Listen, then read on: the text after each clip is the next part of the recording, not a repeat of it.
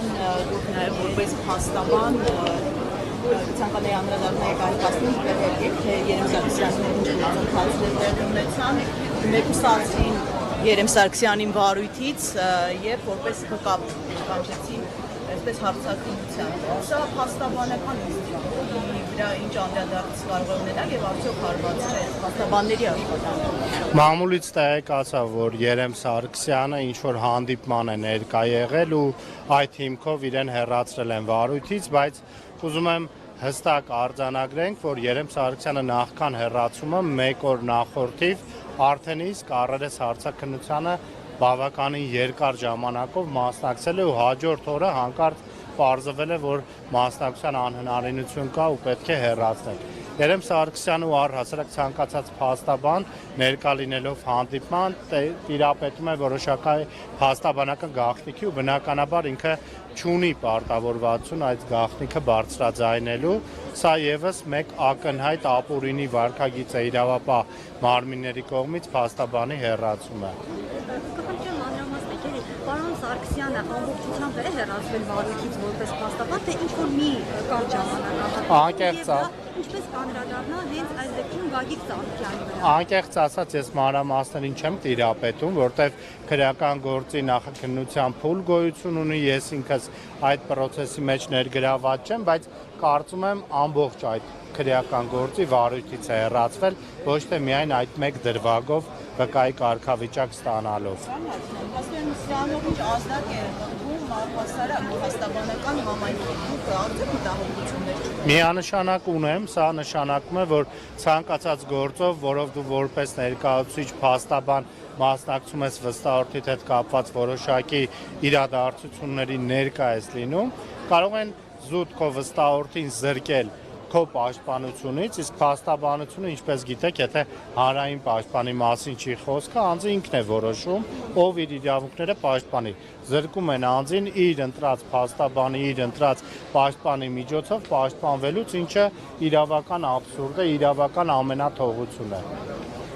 Եվ այս բազմաթիվ աշխատակիցներ 10,000-ից ավելի առանց աշխատանքի մնացել, սա ընդհանրապես այս գործընթացը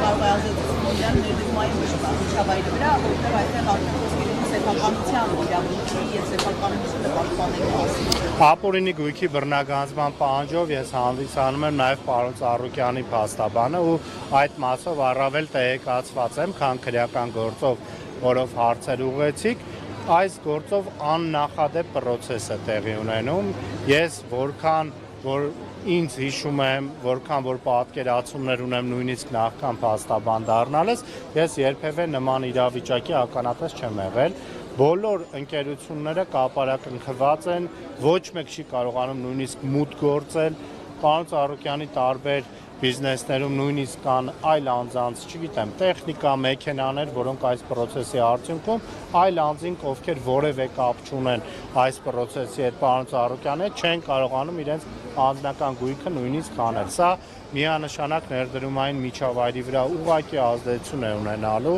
Սա իրավական ամենաթողության ամենավառ արտահայտված դեպքն է, որի մասին նույնիսկ մտովի ֆանտազիան չէր կարող անձանց իրավաբանների, փաստաբանների ներել, որ պատկերացնեին կարող են նման իրավիճակ ականատես լինել Հայաստանի Հանրապետությունում։ Աշխատակիցների հարկադիր բարապուրքի մեջ գտնվելու այդ process-ի պատասխանատվությունը ի վերջո ով է վերցնելու իր վրա։ Ամեն դեպքում պետք է Հայաստանի Հանրապետությունը վերցնի, որտեղ այս process-ի արդյունքում է, որ ընկերությունները զրկվել են բնականon գործունեություն ծավալելու հնարավորությունից, բայց կարծում եմ այդ հարցը այսօրվա իշխանությունն իրավապահ համակարգին չի հետաքրքրում այդքան։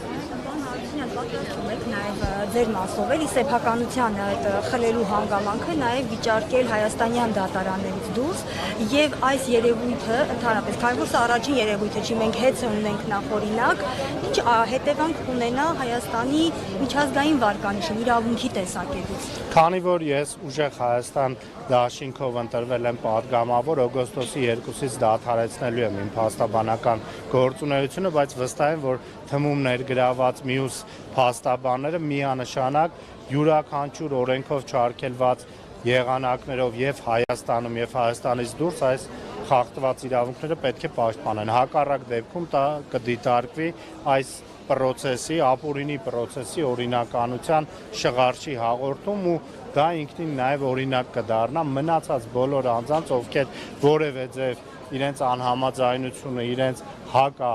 մոտեցումներն են հայտնում իշխանությանը, կհայտնվեն նույն իրավիճակում իմանալով, որ այս մի դեպքում ամեն ինչ խլեցին ու ոչ մեկ դրա համար պատասխան չտվեց։